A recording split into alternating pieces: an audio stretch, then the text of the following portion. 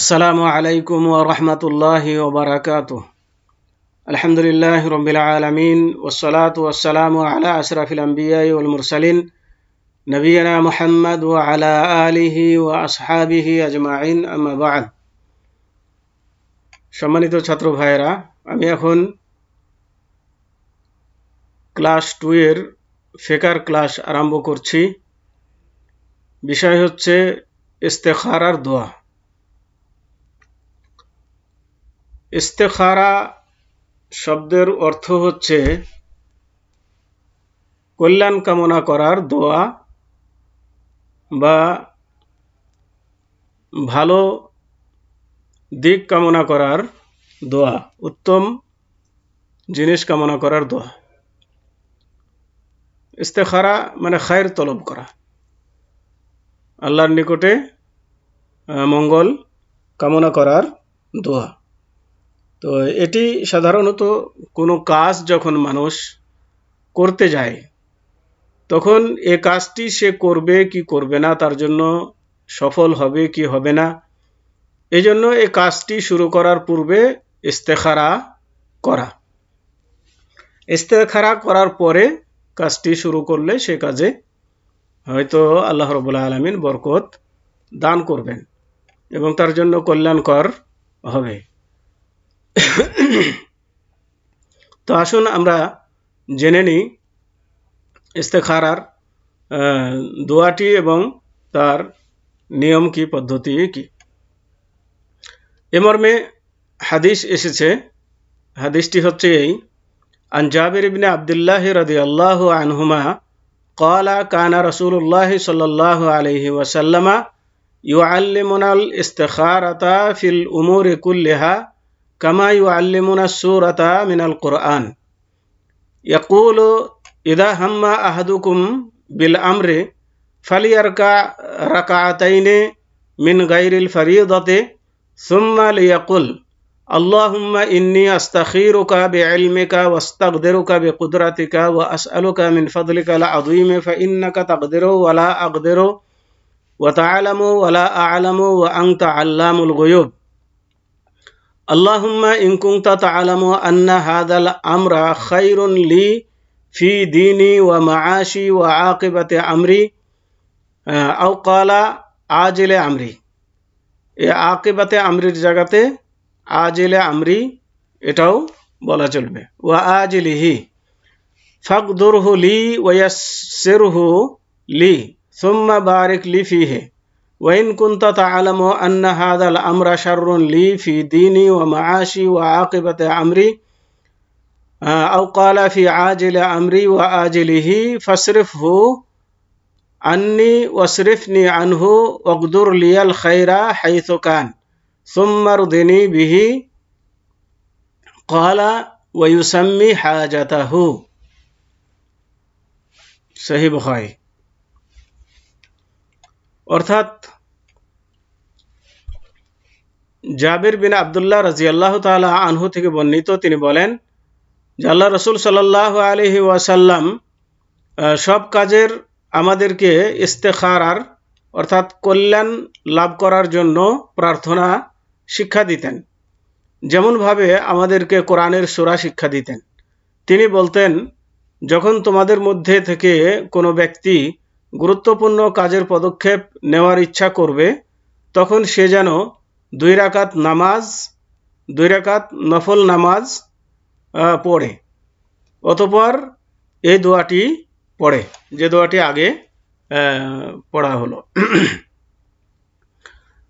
দোয়াটির অর্থ হচ্ছে, হে আল্লাহ, আমি তোমার জ্ঞানের মাধ্যমে তোমার কাছে কল্যাণ কামনা করছি, তোমার ক্ষমতার মাধ্যমে তোমার নিকট শক্তি কামনা করছি এবং তোমার মহান অনুগ্রহের প্রার্থনা করছি, কেননা তুমি শক্তিধর, আমি শক্তিহীন, তুমি জ্ঞানবান, আমি জ্ঞানহীন এবং তুমি অদৃশ্য বিষয় সম্বন্ধে পূর্ণ জ্ঞানী। হে আল্লাহ, এই কাজটি এখানে উদ্দিষ্ট কাজটির বা বিষয়টির নাম নিবে। তার মানে যখন বলবে দোয়াতে আল্লাহ আন্না হাদাল আমরা যখন বলবে, আল্লাহুম্মা ইন কুনতা তাআলামু আন্না হাদাল আমরা, হাদাল আমরা মানে এই কাজটি, তো কোন কাজটি ওই কাজের নাম নেবে। যেমন যদি বিয়ে শাদীর ক্ষেত্রে হয় তো বিয়ে শাদীর নাম নেবে, যদি ব্যবসা বাণিজ্য হয় তো ব্যবসা বাণিজ্যের নাম নেবে। এই ধরনের ওই নামটা সেখানে এই জায়গাতে যখন আসবে আন্না হাদাল আমরা বলে ওই জিনিসটার নাম উল্লেখ করবে। তোমার জ্ঞান মোতাবেক যদি আমার দিন, আমার জীবিকা এবং আমার কাজের পরিণতির দিক দিয়ে কল্যাণকর হয় তবে উহা আমার জন্য সহজলভ্য করে দাও, অতঃপর ওটা আমার জন্য কল্যাণদায়ক দাও। পক্ষান্তরে এই কাজটি, মানে এই কাজটি বলে এখানে কাজটার নাম নেবে, নাম নিয়ে বলবে যে তোমার জ্ঞান মোতাবেক যদি আমার দিন, আমার জীবিকা এবং আমার কাজের পরিণতির দিক দিয়ে ক্ষতিকর হয় তবে তুমি ওটা আমার নিকট হতে দূরে সরিয়ে দাও এবং আমাকে ওর থেকে দূরে সরিয়ে রাখো, এবং যেখানেই কল্যাণ থাকুক না কেন আমার জন্য সে কল্যাণ তুমি নির্ধারিত করে দাও, অতঃপর তাতেই আমাকে পরিতুষ্ট রাখো। সহিহ বুখারী হাদিস নম্বর 1162। তাহলে আমরা ইস্তেখারার বিষয়ে জানতে পারলাম যে ইস্তেখারার একটি দোয়া আছে। আগে প্রথমে 2 রাকাত নফল নামাজ পড়ে নেবে, পড়ার পরে মোনাজাত আকারে এই দোয়াটি পাঠ করবে। আর যে কাজের উদ্দেশ্যে সে এ দোয়াটি পাঠ করছে, যখন দোয়াতে আন্না হাদাল আমরা এই শব্দটি আসবে, 2 জায়গাতে আছে, এই 2 জায়গাতে ওই কাজের নাম উল্লেখ করবে। এটাই হচ্ছে নিয়ম। তাহলে আল্লাহ রাব্বুল আলামিন তার জন্য কল্যাণকর হলে সেই কাজে তার জন্য সহজ করে দিবেন, এবং যদি অকল্যাণকর হয় তার জন্য, তাহলে সেই কাজ থেকে তাকে বিরত রাখবেন। তাহিয়াতুল মসজিদের নামাজ। তাহিয়াতুল মসজিদ মানে মসজিদে প্রবেশ করে মসজিদের সম্মান স্বরূপ 2 রাকাত নামাজ, মসজিদকে হালাল করার জন্য 2 রাকাত নামাজ, যেটাই বলেন না কেন, যে মসজিদে প্রবেশের 2 রাকাত নামাজ এটা পড়বে। তো এই মর্মে হাদিসে এসেছে, عن أبي قتادة بن ربيعي الأنصاري رضي الله عنه قال النبي صلى الله عليه وسلم إذا دخل أحدكم المسجد فلا يجلس حتى يصلي ركعتين। অর্থাৎ আবু কাতাদা ইবনে রবিঈ আল আনসারী রাদিয়াল্লাহু আনহু থেকে বর্ণিত, তিনি বলেন নবী করিম সাল্লাল্লাহু আলাইহি ওয়াসাল্লাম বলেছেন, তোমাদের কেউ যখন মসজিদে প্রবেশ করবে সে যেন 2 রাকাত নামাজ না পড়া পর্যন্ত না বসে। তার মানে 2 রাকাত নামাজ পড়ে তারপরে বসবে। হাদিসটি বুখারী শরীফের 1163 নম্বর এবং মুসলিম শরীফের 69/714 নম্বর হাদিস। হাদিসগুলি সহিহ বুখারী থেকে নেওয়া হয়েছে। তাহলে এর গুরুত্ব রয়েছে, এটা যেন আমরা পড়ি। ওজুর সুন্নাত নামাজ মানে ওজু করার পরে 2 রাকাত সুন্নাত নামাজ আদায় করা, এটাকেও তাহিয়াতুল ওযু বলা হয়। عن أبي هريرة رضي الله عنه أن النبي صلى الله عليه وسلم قال لبلال عند صلاة الفجر يا بلال حدثني بأرجى عمل عملته في الإسلام فإني سمعت دفن عليك بين يدي في الجنة قال ما علمت عملا أرجى عندي أني لم أتطهر طهورا في ساعة ليل أو نهار ইল্লা সাল্লাইতু বিযালিকা তুহুরে মা কুতিবা লি আন উসাল্লিয়া। অর্থাৎ আবু হুরায়রা রাদিয়াল্লাহু তাআলা আনহু থেকে বর্ণিত, তিনি বলেন যে আল্লাহ রাসূল সাল্লাল্লাহু আলাইহি ওয়াসাল্লাম বললেন, হে বেলাল, তুমি ইসলাম গ্রহণের পর সবচাইতে বেশি আশান্বিত যে আমলটি করেছো সে সম্পর্কে আমাকে বলো, কারণ জান্নাতে আমার আগে আগে আমি তোমার পায়ের আওয়াজ শুনেছি। বেলাল রাদিয়াল্লাহু তাআলা আনহু বলেন, আমার কাছে এর চাইতে বেশি আশান্বিত বা আশাযুক্ত আর কোনো আমল নেই যে যখনই আমি পবিত্রতা অর্জন করেছি, তার মানে যখনই আমি ওযু করেছি রাতে হোক বা দিনে, তখনই সেই পবিত্রতার দ্বারা মানে সেই ওযুর দ্বারা আমি নামাজ পড়েছি যে পরিমাণ আল্লাহ আমার জন্য নির্ধারিত করে রেখেছিলেন। মানে যতটুকু সম্ভব আমি সেই ওযুর দ্বারাতে নামাজ আদায় করেছি। এটাই আমার কাছে উল্লেখযোগ্য একটি আমল। তো এই আমলের কারণেই বেহেশতে তাকে মর্যাদাবান করা হয়েছে, যা আল্লাহ রাসূল সাল্লাল্লাহু আলাইহি সাল্লাম বেহেশত সফর করার সময় সেটা দেখে এসেছেন। তেলাওয়াতের সেজদা, তার মানে কোরআন তেলাওয়াত করলে কিছু সেজদা রয়েছে, সেই সেজদাগুলো করা। এটি কয়টি সেজদা করবে, দুইটি না একটি, এবং কিভাবে করবে কি? তো আসুন আমরা জেনে। আন আব্দুল্লাহ ইবনে উমর রাদিয়াল্লাহু আনহুমা قال كان النبي صلى الله عليه وسلم يقرأ السجدة ونحن عنده فيسجد ونسجد معه فنزدحم حتى ما يجد أحدنا لجبهته موضعا يسجد عليه।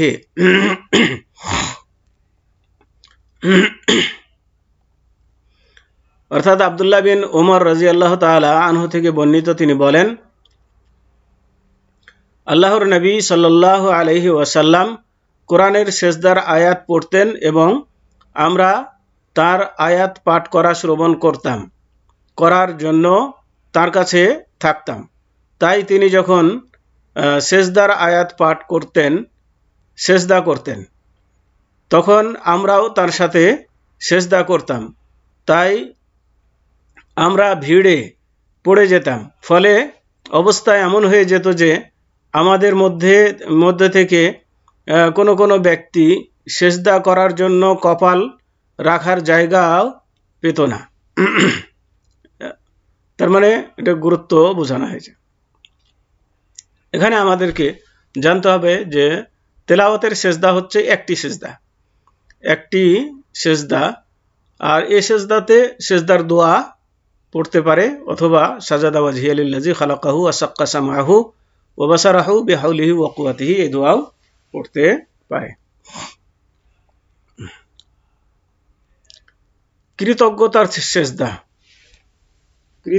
সেজদা মানে কোনো খুশির সংবাদ পেলে আল্লাহর শুকরিয়া জ্ঞাপনার্থে যে সেজদা করা হয়, এই সেজদা, এটিও হচ্ছে একটি সেজদা। কৃতজ্ঞতার সেজদা হচ্ছে একটি, দুটি নয়, একটি সেজদা করবে। আন আবি বকরাতা রাদিয়াল্লাহু আনহু আন্নান নবী সাল্লাল্লাহু আলাইহি ওয়াসাল্লাম কানা ইযা আতাহু আমরুন ইয়াসুররুহু আও বুশশিরা বিহি খাররা সাজিদান শুকরান লিল্লাহি তাবারাকা ওয়া তাআলা।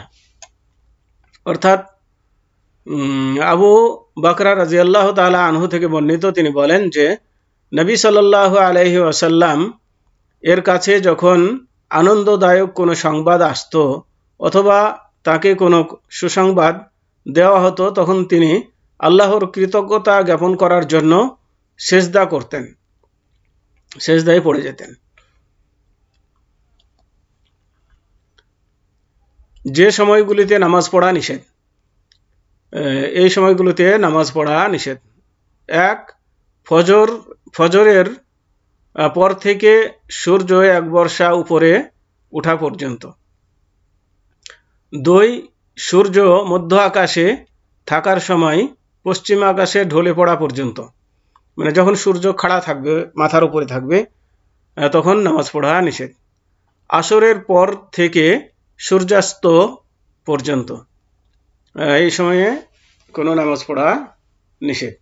তো ফজরের পর থেকে সূর্য ওঠা পর্যন্ত এবং আসরের পর থেকে সূর্য ডোবা পর্যন্ত এগুলো কোনো নফল নামাজ পড়া চলবে না, নফল সুন্নাত এগুলো পড়া চলবে না। কিন্তু কারো যদি কোনো নামাজ ছুটে গিয়ে থাকে তাহলে সে নামাজ কাজা করতে এই সময়ের মধ্যে পারবে।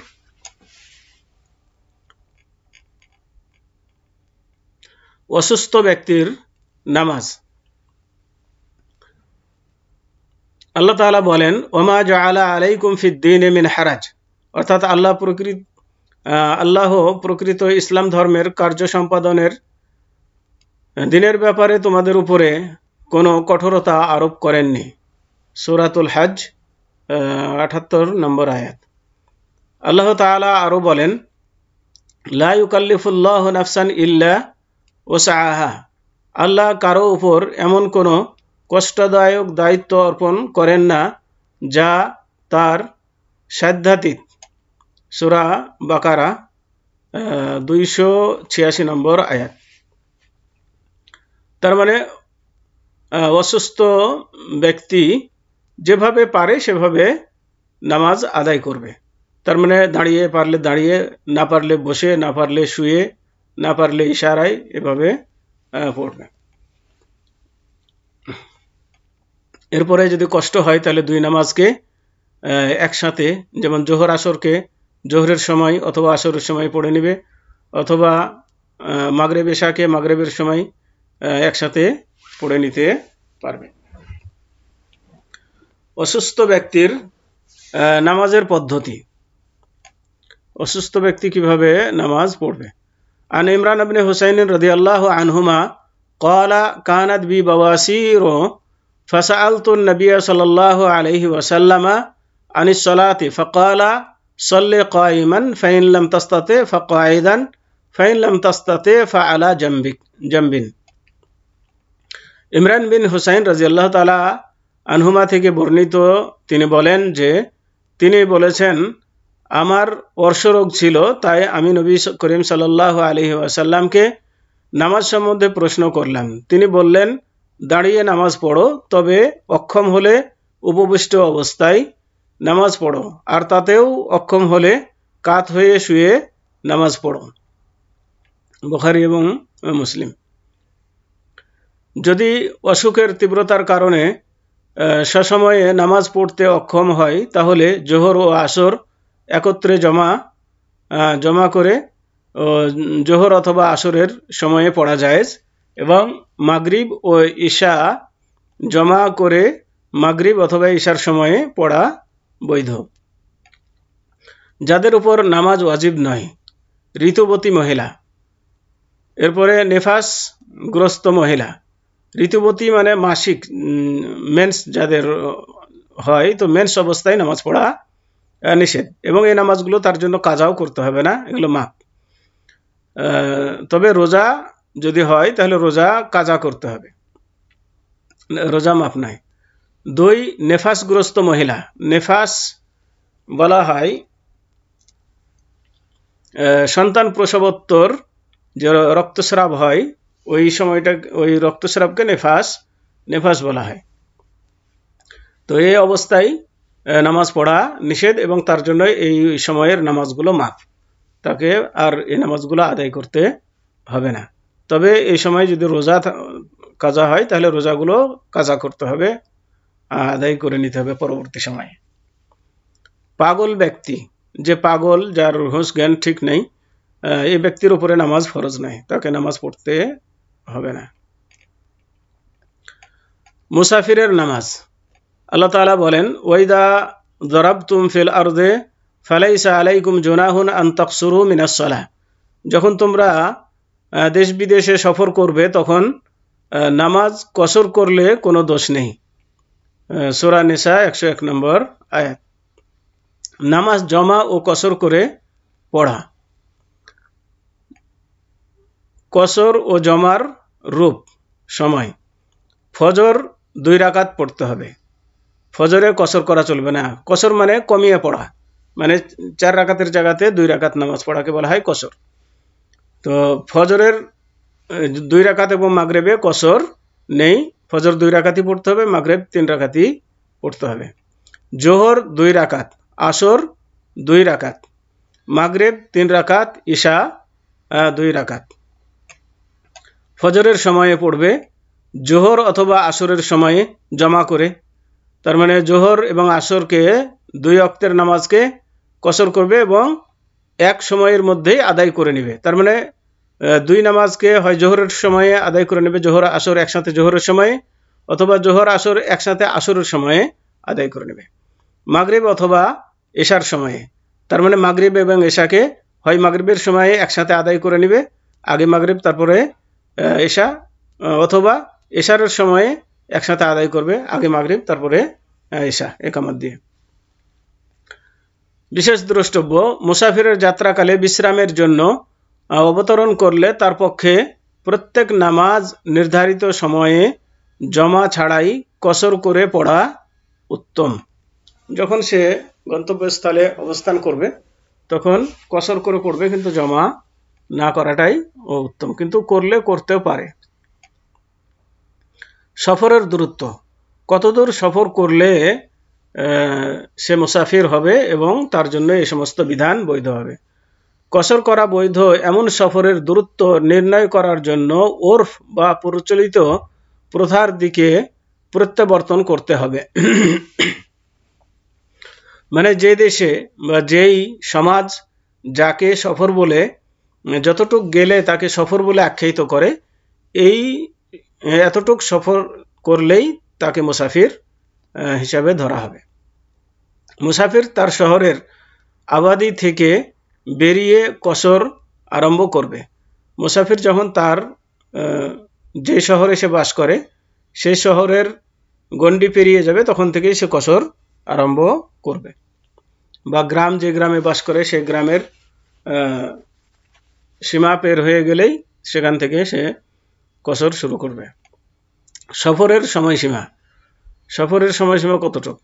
কসর বৈধ এমন সফরের সময়সীমা যতদিন মুসাফির অবস্থানের নিয়াত না করবে ততদিন পর্যন্ত কসর করতে পারবে। তার মানে কোনো জায়গায় সে গেল, গিয়ে সেখানে কতদিন থাকবে এর কোনো সে নির্ধারিত সময় নির্ধারণ করেনি। তার মানে তার ধারণা আজকে আর তার কাজ শেষ হয়ে গেলে আজকেই চলে যাবে, কালকে হলে কালকেই চলে যাবে, এরকম অনিশ্চয়তার মধ্যে আছে। তো যতদিন ভাবে অনিশ্চয়তার মধ্যে থাকবে ততদিন সে সেখানে সফর করতে পারবে। আর মুসাফির যখন ওই এলাকায় অবতরণ করবে, মানে যেখানে সে সফর করেছে সেখানে গিয়ে অবতরণ করবে, সেখানে মসজিদ আছে, তখন তাকে ইমামের সাথে অবশ্যই নামাজ পূর্ণ পড়তে হবে।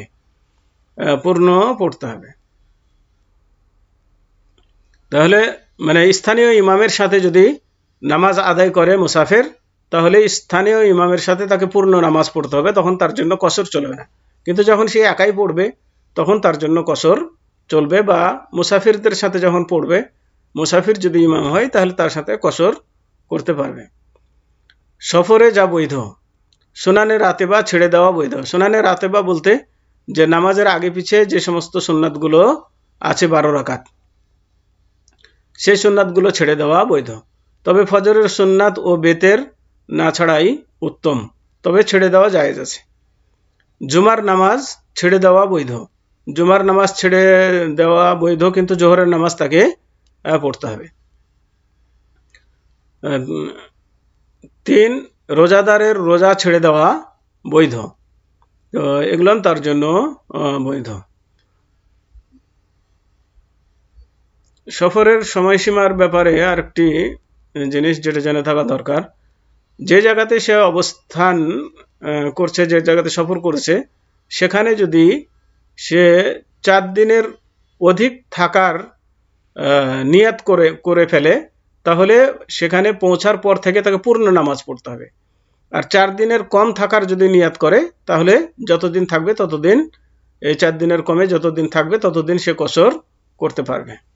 তো আজকে এ পর্যন্তই। সাল্লাল্লাহু আলা নবিয়িনা মুহাম্মদ ওয়া আলা আলিহি ওয়া আসহাবিহি ওয়া বারিক ওয়া সাল্লাম। আসসালামু আলাইকুম ওয়া রাহমাতুল্লাহি ওয়া বারাকাতুহু। আগামী সপ্তাহে পরীক্ষার কোশ্চেন ছাড়া হবে, সবাই পরীক্ষায় অংশগ্রহণ করবেন, এখন থেকে প্রস্তুতি গ্রহণ করতে থাকুন। জাযাকুমুল্লাহু খাইরান।